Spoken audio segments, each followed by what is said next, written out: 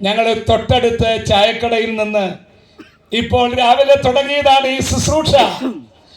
ആ ചായക്കടയിൽ ചായ കുടിക്കാൻ ചെന്നപ്പോ ആ ചായക്കടക്കാരൻ വളരെ ഹൃദയം തുറന്ന സ്നേഹത്തോടെ പറഞ്ഞു, ആരും വരുന്നില്ല കടയിൽ, ആർക്കും സമയമില്ല. നേരത്തെ ആളുകൾ വന്നുകൊണ്ടിരുന്നു. പുള്ളി പറഞ്ഞൊരു കാര്യം ഇതാണ്, വീട്ടിൽ 3 പേരുണ്ടെങ്കിൽ 3 പേരും അപ്പനും അമ്മയും മകനും അല്ലെങ്കിൽ മകളോ 3 ഫോണുമായി അങ്ങോട്ടും ഇങ്ങോട്ടും മാറിയിരിക്കുകയാണ്.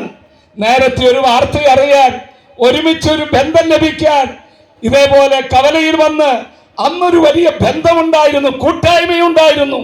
ഇന്ന് പ്രിയപ്പെട്ടവരെ, ബന്ധങ്ങളെല്ലാം നഷ്ടപ്പെട്ടു.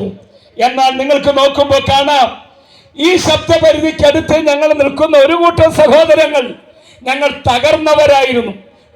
മുകളിൽ നിന്ന് പൊട്ടി വീണ മാലാഖമാരല്ല ഞങ്ങൾ. ഞങ്ങളുടെ ജീവിതം വരെ തകർന്ന് തരിപ്പണമായി.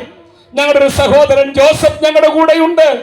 അവന്റെ ജീവിതത്തിന്റെ ഏറ്റവും വലിയ ശൂന്യാവസ്ഥ വന്ന് അവസാനം അടിപിടി കേസ്, അത് കൊലപാതകത്തിലേക്ക് എത്തേണ്ടതായിരുന്നു, ജയിലിൽ വരെ എത്തി. ജീവിതം ആത്മഹത്യയുടെ മുമ്പിൽ വന്നവർ ഞങ്ങളുടെ കൂടെയുണ്ട്. പക്ഷേ ബന്ധങ്ങളെല്ലാം നഷ്ടപ്പെട്ടു പോയി, കുടുംബ ബന്ധങ്ങൾ പോയി, വ്യക്തിബന്ധങ്ങൾ പോയി. പക്ഷേ ഞങ്ങൾക്കൊരു സത്യം മനസ്സിലായി, എല്ലാ ബന്ധത്തിന്റെയും അടിസ്ഥാനം സർവശക്തനായ ഉടയതമ്പുരാനായ ദൈവമായ ബന്ധം നഷ്ടപ്പെട്ടതാണെന്ന്. ആ ബന്ധത്തിലേക്ക് ഞങ്ങൾ കടന്നു വന്നു. ആ ബന്ധം സ്ഥാപിക്കാൻ ഇടയായത് യേശുവുമായിട്ടുള്ളൊരു ബന്ധമായിരുന്നു. അതിനിടയായി തീർന്നത് ലോകത്ത് സാമ്രാട്ടായിരുന്ന നെപ്പോളിയൻ 3 കാര്യങ്ങൾ പറഞ്ഞത് ഞാൻ ഈ സമയത്ത് ഓർക്കുന്നു. 1, ഞാൻ സമയത്തിന് മുമ്പ് മരിക്കുകയാണ്. കാരണം ഡോക്ടർ പറഞ്ഞു, ഇനി ചക്രവർത്തിക്ക്, നെപ്പോളിയന് അധികം വലിയ നിശ്ചയദാർഢ്യമുള്ള മനുഷ്യനായിരുന്നു. തന്നെ കൊച്ചുകുട്ടിയായി പഠിച്ചുകൊണ്ടിരിക്കുമ്പോ ബാഗുമായി സ്കൂളിലേക്ക് പോകുമ്പോൾ കൈനോട്ടക്കാരൻ ഇരിക്കുന്നു. താൻ തന്റെ കൈ നീട്ടിക്കൊടുത്തു, ഞാൻ രാജാവാകുമോ? കൈനോട്ടക്കാരൻ നോക്കിയിട്ട് പറഞ്ഞു, നീ രാജാവാകുകയില്ല. കാരണം ആ കുട്ടി, നെപ്പോളിയൻ ചോദിച്ചു, എന്തുകൊണ്ട് രാജാവാകുകയില്ല? നിന്റെ കയ്യിൽ താഴോട്ട് രേഖയില്ല. കൈനോട്ടക്കാരൻ ഞെട്ടിപ്പോയി. 1 മിനിറ്റ് കഴിഞ്ഞപ്പോ ആ കുഞ്ഞ് വീണ്ടും കൈ നീട്ടിക്കൊടുത്തു. നോക്കിയപ്പോ താഴോട്ട് രേഖയുണ്ട്.